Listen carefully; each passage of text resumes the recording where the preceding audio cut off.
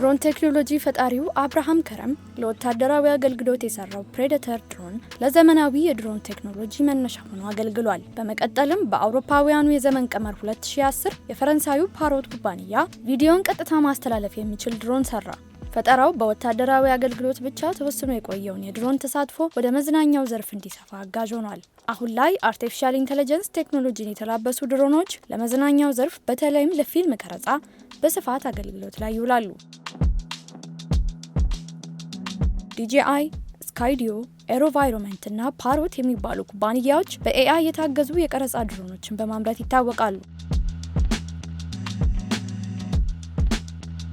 ኢን ዘ ሮቦት ስካይስ ሙሉ በሙሉ ኤአይን በተላበሱ ድሮኖች የተሰራ አጭር ፊልም ነው። የዲጂአይ ኩባንያ ምርት የሆኑ ድሮኖች የ10 ደቂቃ ርዝማኔ ያለውን ፊልም ሙሉ ቀረጻ ያለ ሰዎች ጣልቃ ገብነት አከናውነዋል። በቀረጻው ላይ የተሳተፉት ድሮኖች የፊልሙን ስክሪፕት መሰረት በማድረግ የታሪክ ፍሰቱን ሳያዛንፉ ቀርጸዋል።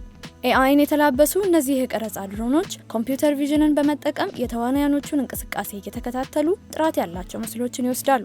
አካባቢያቸው ላይ ለበረራ አስቸጋሪ የሆኑ ሁኔታዎች ቢፈጠሩም በሚገጠምላቸው ሴንሰሮች አማካኝነት አስቀድሞ በመረዳት መስመራቸውን ይቀይራሉ።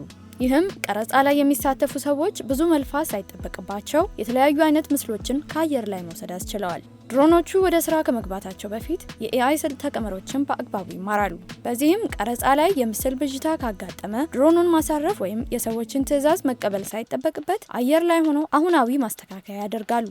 ቀረጻው ከተጠናቀቀ በኋላ የምስል ጥራት ችግሮች ካልተቀረፉ እንደ ዳቪንቺ ሪዞልቭ ያሉ የኤአይ ሶፍትዌሮችን በመጠቀም ማስተካከል ይቻላል። ፊልሙ የድሮንና ኤአይ ቴክኖሎጂ ጥምረት ለመዝናኛው ዘርፍ ያለውን አበርክቶ ማሳያ ሆኖ ይነሳል።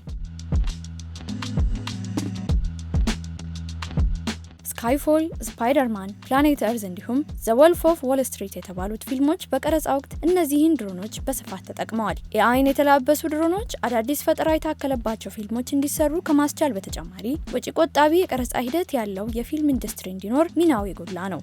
መቀመጫውን ቦስተን ያደረገው BCC ሪሰርች ኩባንያ ባደረገው የገበያ ጥናት መሰረት የድሮን ቴክኖሎጂ በ2024 የፈረንጆቹ ዓመት ብቻ $34 ቢሊዮን አንቀሳቅሷል።